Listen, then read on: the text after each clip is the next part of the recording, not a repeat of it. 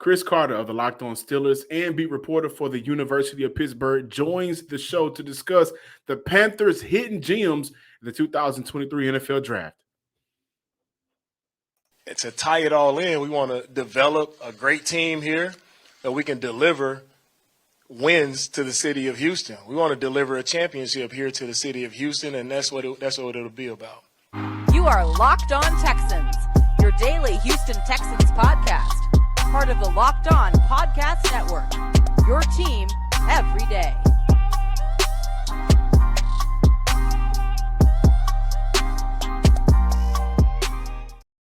Welcome, everybody, to a Wednesday episode of the Locked On Texans podcast, a part of the Locked On Podcast Network, your team every day. Be sure to subscribe to the Locked On Texans podcast on YouTube, Apple Podcasts, Stitcher, Megaphone, Spotify, and Google Podcasts, as well as your host, John Hickman. Cody will not be joining us as of right now. However, got one of my favorite colleagues is going to join the show to discuss the Panthers, Pittsburgh Panthers. CC Chris Carter of the Locked On Steelers, beat reporter for the University of Pittsburgh. Seems like you cover everybody, every team in the city of Pittsburgh. Never not working, but welcome to the show. Thanks for having me. And yeah, sometimes it does feel that way when you're covering Pitt football and the Steelers, and then Pitt basketball goes into a March Madness run, and then you're traveling all across the country. It does get pretty wild, but hey, it's a fun job. I get to cover the Pitt Panthers in all their sports for the Pittsburgh Post-Gazette, and I get to do the Locked On Steelers podcast as well as a lot of other things. So glad to be here and down to talk all things Pitt Panthers, because there's a lot of prospects they have in this draft class that could be very interesting. Yeah, they absolutely do. And guys, make sure that you subscribe to the Locked On Steelers podcast, where you can catch a lot of CC's Chris Carter's work. Does an amazing job covering the Steelers, one of the more prominent NFL franchises out of all of the 32 teams. But the Pittsburgh Panthers, to get back to your point, they have 10 NFL prospects for this upcoming draft. One top 50 player in Calijah Kancey, and the rest, you look at Izzy, a Bendaconda. Did I say that? Bendaconda, yep. Bendaconda. You got Savasier Dennis, he's a player that I can't wait to talk to you about. Wide receiver Jared Wayne, safety Brandon Hill. Guys, the reason that this show came about was because I was hitting my man up and asking him about some of the behind-the-scenes things that, some of these players, to bring out to discuss why the Houston Texans should look their way. And down south, you got a lot of Big 12, SEC fans, not a lot of ACCs, a few ACC fans. So you look at Pittsburgh, they're playing, and I think an improved conference, but maybe not a lot of people had their eye on Pitt this year. 20 years in the past 2 seasons. What goes into the DNA and makeup of the Pitt players? I mean, one thing I think that they've all embraced, John, is that these Pitt players, they bought into Pat Narduzzi, their head coach's we not me thing that they were talking about, and something that Mike Tomlin even talked about, something that he noticed with Pitt's culture that sort of changed over the past 4 years. He noticed Damar Hamlin, who everyone knows with his incident with the Bills, but he was a star safety for Pitt, and at the same time that Kenny Pickett was becoming a star quarterback for Pitt. And the two of them came together and sort of united the locker room around like 2019 and 2020 and kind of got the whole team on the same page. 2020 was kind of a struggling season for them, but at 2021, that's where the roots of that took hold, and they were able to rise up and win the ACC and have the best season that Pitt's had since the 80s, really, when you look at Kenny Pickett, and that led to him finishing third in the Heisman, then getting a first-round draft pick to be played for the Steelers, all that kind of stuff. But it wasn't just Kenny Pickett. Pitt has developed a culture of guys who buy into what Pat Narduzzi and Charlie Partridge and all the coaches at Pitt's coaching staff are preaching, and they buy into their systems, they commit to their work, and they produce really good, really talented guys. You look over the past several years, guys who've come out and done well in the NFL draft. Kenny Pickett was a first-round pick this past year, but Damari Mathis, another guy who blew up when people started to see his pro day numbers, he did a really good job in his first year with the Denver Broncos. You've seen other guys come in and be able to make plays. Patrick Jones, Rashad with the Vikings, Rashad Weaver with the Titans, Jake O'Neal also with the Vikings. Pitt's been able to produce talented guys in several different positions, and especially in the secondary, where they've had a guy drafted in the NFL I think 4 out of the last 5 seasons. And recently, I think it was in 2020, the year before Kenny Pickett got drafted, they sent 6 players to the NFL draft, which was the most they'd had since Larry Fitzgerald played for the Pitt Panthers. So there's been a rekindling of what it means to be a Pitt Panther for this football program. There's a lot of excitement. They've won 20 games in the past 2 years. That hasn't happened since the very early 80s when Pitt was a national powerhouse. And so they're trying to climb up and get there. And they're doing it, though, without winning all these 5-star recruits. They're not pulling in the superstar big names out of high school that everyone's fighting with the Alabamas or the Georgias and the Clemsons and all the big universities. They're winning with guys who are 3 stars, 4 stars, guys like Calijah Kancey, who came in as a 3-star, like Jordan Addison, who came with the 3-star. Even though he transferred to USC, he was a Pitt guy first, and that's where he won his Biletnikoff Award and became the 3rd ever Pitt Panther to win the Biletnikoff Award, which is still the most among in college football. So that there's a belief system that these guys buy into. There's a work ethic, and I think it all kind of shows in the work product you see on the field for them there, and especially when they get to the NFL. Yeah, and the headline player for this Pitt team coming up is obviously Calijah Kancey. 17 sacks in the past 2 seasons, 49 hurries, dominated the B gap on the 4.67 40, and is now being labeled as the next Aaron Donald. Everybody's been saying it, man. It's crazy. It's crazy. So Houston has the number 12th overall pick, but Houston also has the 33rd overall pick. With what he brings to the defense, does it make sense for the Houston Texans to draft him? Maybe not necessarily with the 12th overall pick, but if you look at their 33 overall pick, maybe he gets up to 27, 29. And if you really believe him, what are some of the things that, hey, you know what? Calijah Kancey is a difference maker no matter who's around him. The more and more I'm hearing, I don't think he's going to be there at 33 or even 24. I think that once he gets down to like the Lions at 18, he's going to be gone, and he might go a lot earlier than that. Heck, in our Locked On NFL mock draft that we did across the board, he was gone by the 6th pick. So, I think there's a lot of excitement. Which I found strange, by the way.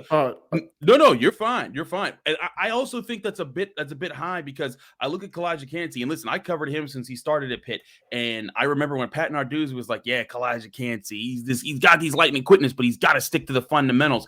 And then he stuck to the fundamentals, and then he got sharper, and then his pass rush moves got quicker. He learned how to kind of sacrifice himself to make sure that his linebacker stayed clean. He's not going to be the ultimate disruptor the way Jalen Carter can be in the run game, but he's going to win his one-on-ones in the pass rush and be a problem. He's so quick off the ball, and he has such good body control and really good explosion that if you are not on your P's and Q's as an offensive lineman, he will beat you, embarrass you, and then go get your quarterback or blow up a play in the backfield. So Calijah Kancey absolutely brings it to the table. In my eyes, he's worth a 1st-round pick if you think that he's worth your rotation. For example, I tell Steelers fans, there's a lot of Steelers fans that after drafting Kenny Pickett last year and him being a Pitt guy, they're like, why not do it again with Calijah Kancey? The Steelers don't have the fit for smaller defensive linemen as much in their system. They prefer to have guys who are 6'4", 6'5", have the long arms, are able to keep their frames clear and take on double teams while also being an elite pass rusher. And for that reason, I think Calijah Kancey isn't a fit with the Steelers. But if the Texans are looking for an interior guy who can be a pass rusher and stuff the run and be a person who's a problem on the field, that is who that is a guy you can absolutely get without spending the kind of capital you'll need to go and get a Jalen Carter in the top 5 picks here. I think that he's a guy that is going to be a disruptor, and if you really want that kind of a player on your defensive line, I think it would help to have bigger guys around him, some other guys that can kind of eat up space. But if you have that spot for him, like I think the Eagles would be a perfect spot for Calijah Kancey. I think that's where he's going to be able to excel. And I do think he will be a Pro Bowl player in the NFL. And remember, guys, the Houston Texans signed Sheldon Rankins in the offseason.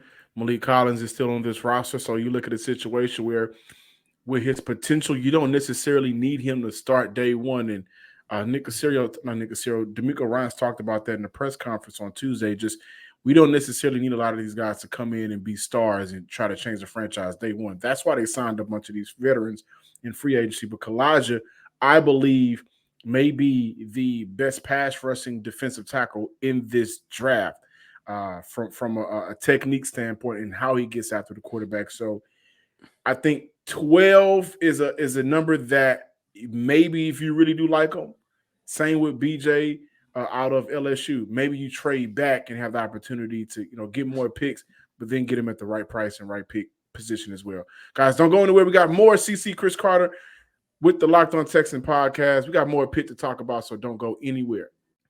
And today's episode is brought to you by Ultimate Football GM. You've heard us talk a lot about the mobile app game here on the show. As a matter of fact, I think Chris Carter actually won the Ultimate Football GM Locked On contest that we had going on. And a lot of you guys, I've seen it on Twitter, you think that being a general manager is as easy as a lot of our day jobs. Well, let me tell you something, guys. This is the perfect opportunity to find out. With Ultimate Football GM, you hire the right coaches and coordinators. You manage all of the finances, including negotiating player salaries and terms, and you navigate your franchise through free agency, the draft, injuries, player personnel issues, and all of the ups and downs of a season. All of this in a challenging and realistic game world. Ultimate Football GM is completely free, playable offline, play on the go as you want when you want to. Our Locked On Texan listeners get a 100% free boost to their franchise when they use promo code Locked On in all caps in the game store. That's Locked On, all caps in the game store, so make sure you check it out today. Welcome back in, Locked On Texan listeners and viewers out there in the YouTube world. If you are not subscribed to the YouTube page, make sure that you do that right now. Also, subscribe to the Locked On Steelers as well. So there's a prospect, and this is how this show actually came about, ladies and gentlemen. There's a prospect that I think would be a good fit under DeMeco Ryans as a late-round draft pick.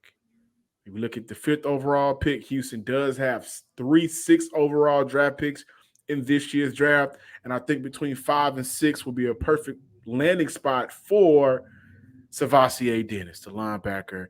And you spoke highly of him. So play multiple linebacker positions.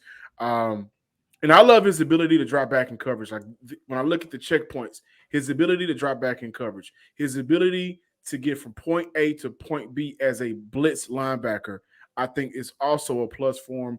I don't necessarily like the sideline speed and play. I'm not enthused by that. I think that's something that he can work on. And at the pro day, he mentioned that the pro day was important for him so he can kind of show his athleticism, which has been called in question.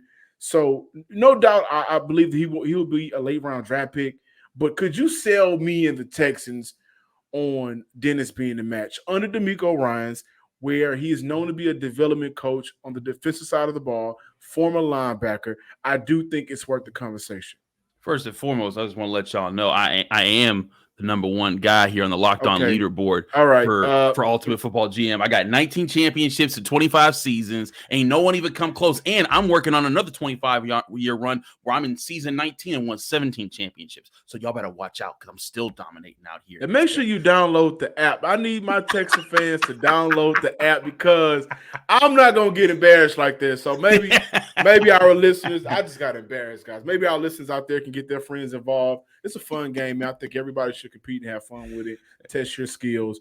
But next time, CC, don't come on this show and embarrass me like that. I'm sorry. I had to prop it up. I've been playing this game whenever I'm waiting for Pitt players to be finished practicing. But anyways, to answer your question about Savassier, I've been covering him for years as well.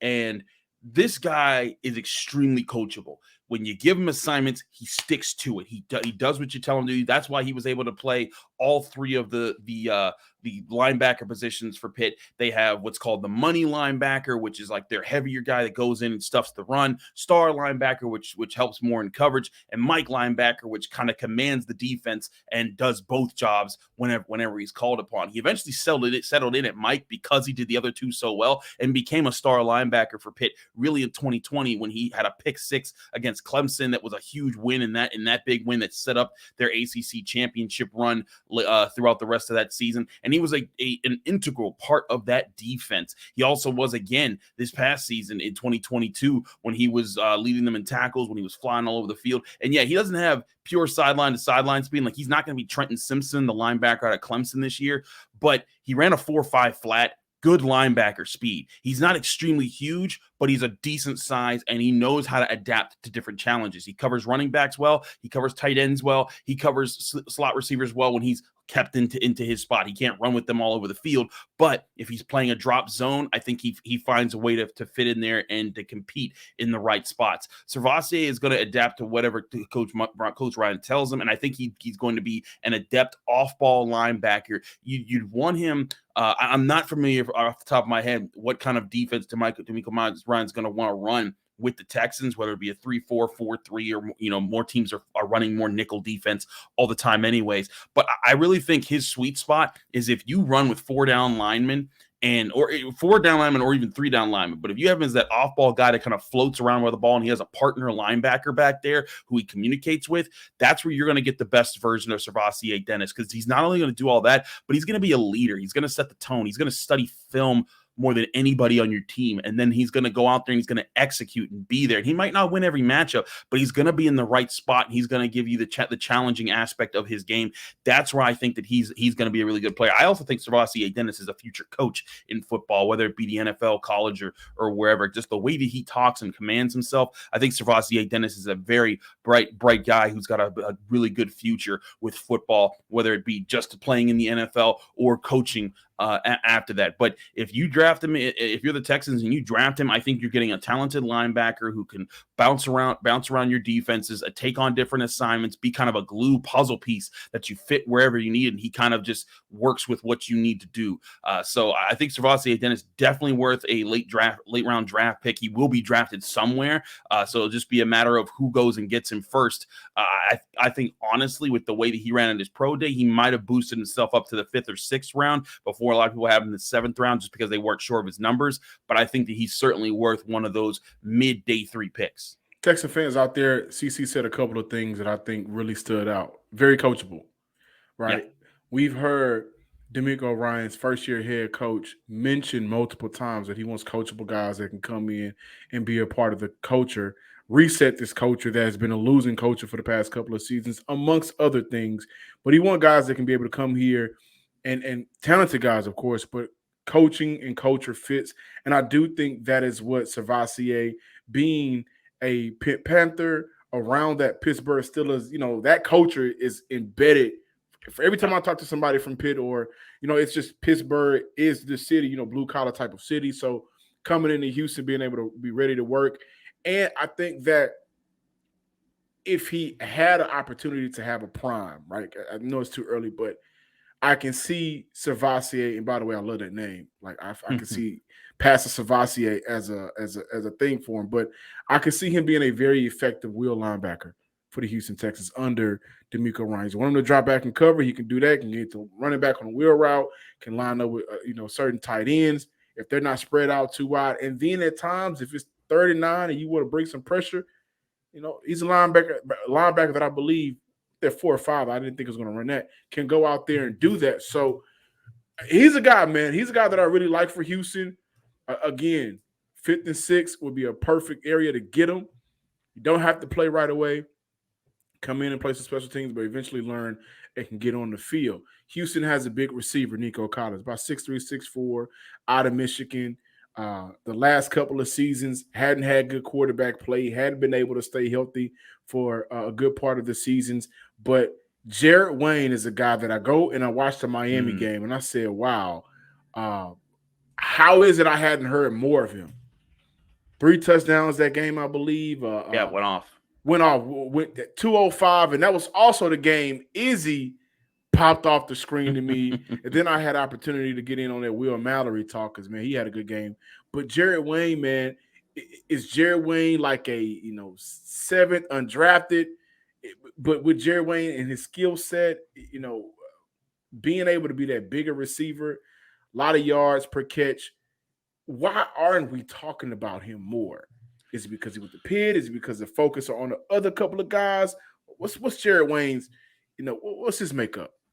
I think Jared Wayne was a victim of circumstance with how things worked out at Pitt. he put up numbers. He had over 1,000 yards. He had 1,062 yards this past year, which were nice. But I think you really saw his potential in 2021 when he only had 654 yards, but he was doing it as the number 2 receiver behind Jordan Addison. And so everyone was paying attention to Jordan Addison, who was the best receiver in football in 2021. And then when Jordan Addison transferred to USC, Jared Wayne stepped up. But when Jared Wayne stepped up to become the Pitt's number 1 receiver, he got quarterback Keaton Slovis, who wasn't terrible, but he wasn't good. And he didn't have Kenny Pickett, who was finished 3rd in the Heisman voting as far as best quarterbacks and best players in college football. So Jared Wayne came into a situation where his quarterback wasn't nearly as sharp as Kenny Pickett when he became the number 1 guy. And Pitt became a running offense because of that. That's where Izzy Abanikanda broke off. If you think Miami's a crazy game to watch, go watch what he did to Virginia Tech. That man broke Tony Dorsett's record of the most rushing yards by a Pitt running back. And if you're a Texas guy, you know who Tony Dorsett is.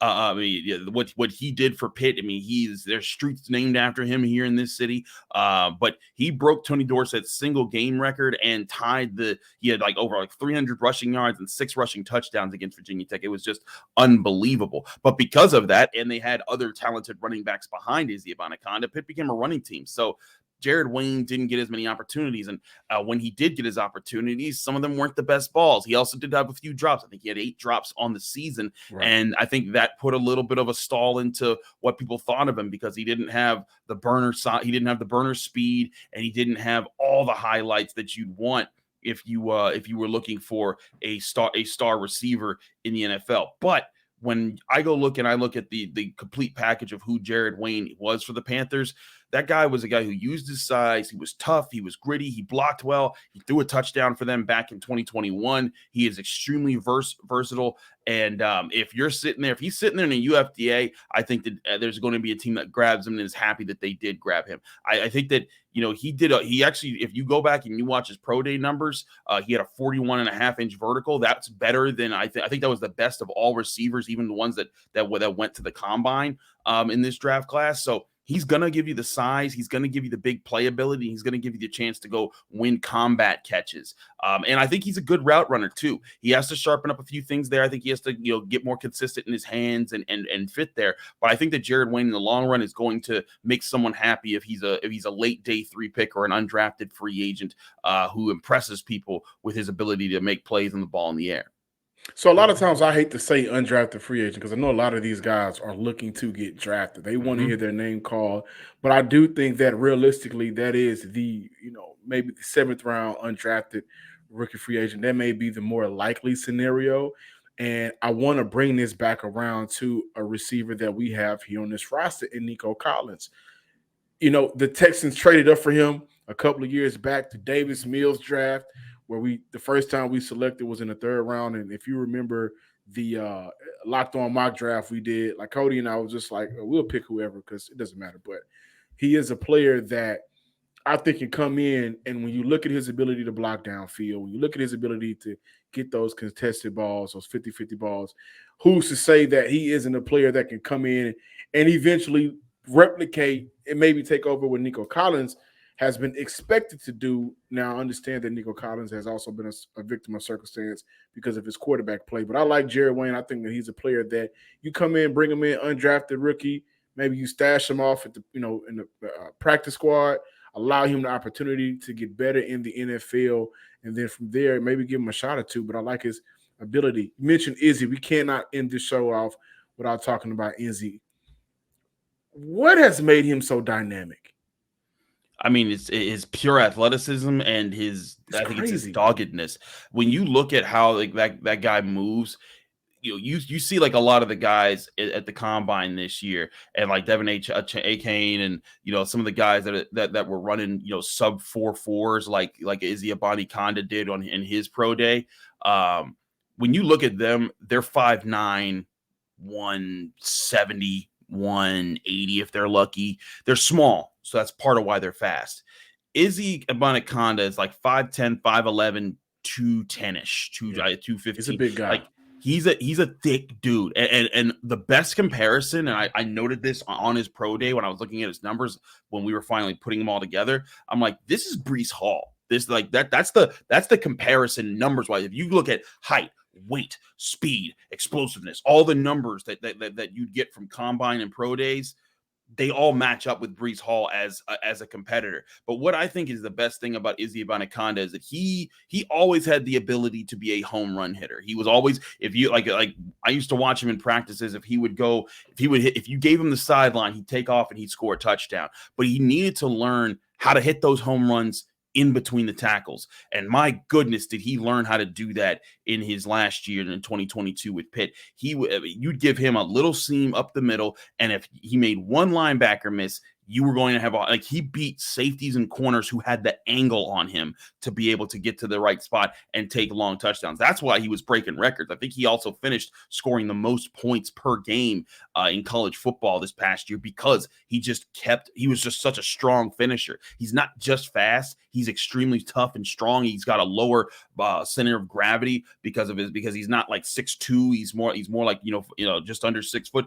And that size allows him to just plow through people on top of being extremely fast when you give him space. So he's dangerous in a crowd. He's dangerous in space. I think he's one of the more underrated running backs of this draft class. I still think Bijan Robinson's going to be fantastic and the best guy that comes to this class. But Izzy Abanikanda, whoever gets him, I think is getting a home run hitter running back who's tough and can make the gritty plays as well. And also when Pitt had him, he was also their kick returner and their punt returner and caught screen passes. He got a game-winning pass or a game-tying pass, in the opening week of the season. He does a lot, and he's another guy.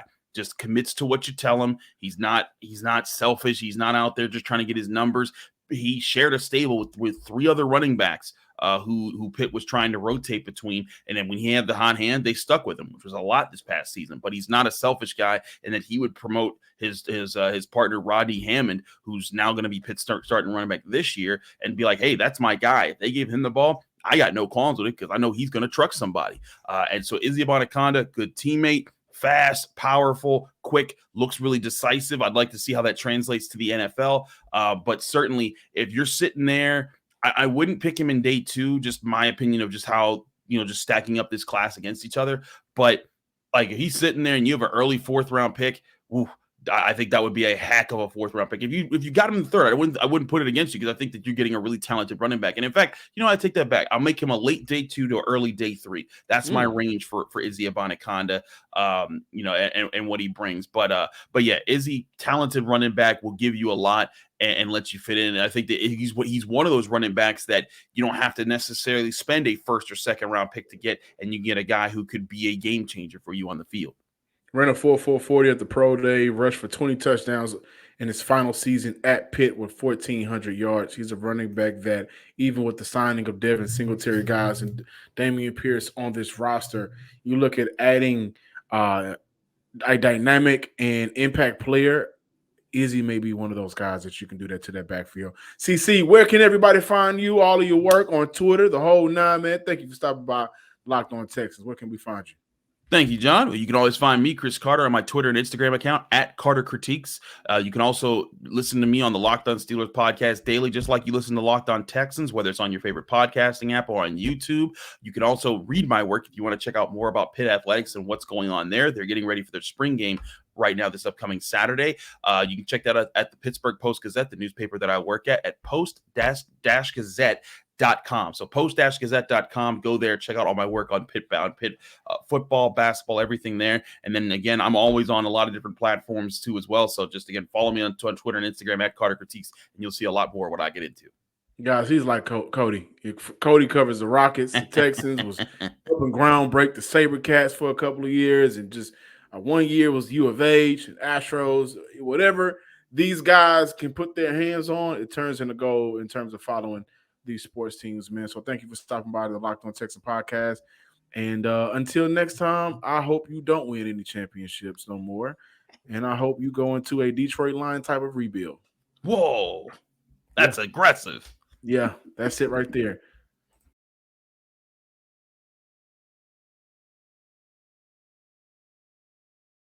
Thanks for making Locked On Texans your first listen every day. Now make your second listen Locked On NFL Scouting with the Draft Dudes. From free agency to the draft, salary cap, management, and much more, Join NFL experts Kyle Krabs and Joe Marino as they take you through what it's like to build a successful NFL franchise every Monday through Friday. Find Locked On NFL Scouting with the Draft Dudes wherever you get your podcasts and on YouTube, a part of the Locked On Podcast Network, your team every day.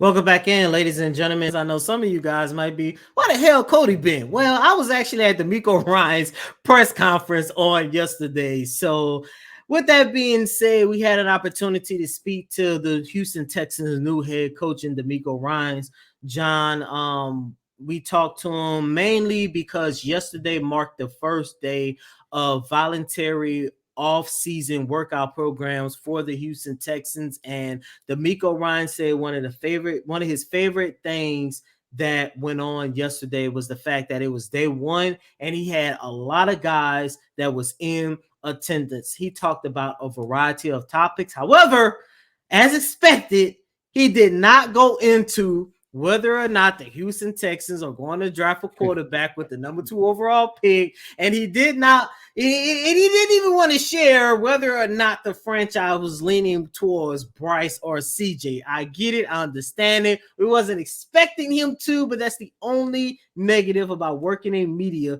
especially during times like this, because there are so many things you want to know, but unfortunately, and once again, I get it, you can't show your hands too early. However, one of the best takeaways that we got out of D'Amico Ryans' press conference was the fact that he does anticipate wide receiver John Mechie to participate in the offseason workout program. That is very good. He said John Mechie is doing very fine. He's always has a huge smile on his face and he has the right attitude. So hopefully, prayerfully, we will see John Mechie on the field this season, and not just for football purposes, but just for life purposes in general. Yeah, man. So I also want to give you guys a little bit of preview of tomorrow's podcast, right? Ooh, Had man. CC joining the show, but for tomorrow's podcast, and that may carry on for the next couple of days.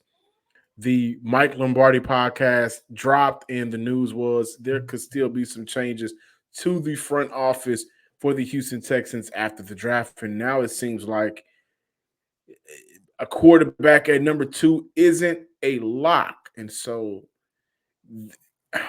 the Texans, man, they don't make it simple. Nope, I'm not believing it. Nope. They don't make it simple, and that's why we cover this team here on the Locked On Texans podcast. We will give our thoughts on that for the next couple of days, and whatever rolls out afterwards for the Houston Texans, best believe here on the Locked On Texans podcast, we will give our honest opinions, maybe some thoughts from some closer sources. Thank you guys for checking out today's episode of the Locked On Texans podcast. Be sure to follow us on Twitter at Locked On Texans. Shout out to my man CC Chris Carter of the Locked On Steelers, who actually covers the University of Pitt Panthers football and basketball. So him stopping by today was amazing. Excuse me, I do think that they have some hidden gems that can help out the Houston Texans. But follow us on YouTube as well. Subscribe, like, and comment under the name Locked On Texans. And as always, I'm your host, Cody M. Davis. Please remember to follow me on Twitter at CodyDavis_24. Once again, that's Cody COTYDAVIS_24. I know this is probably the fastest show I've ever done personally. But until next time, ladies and gentlemen, peace.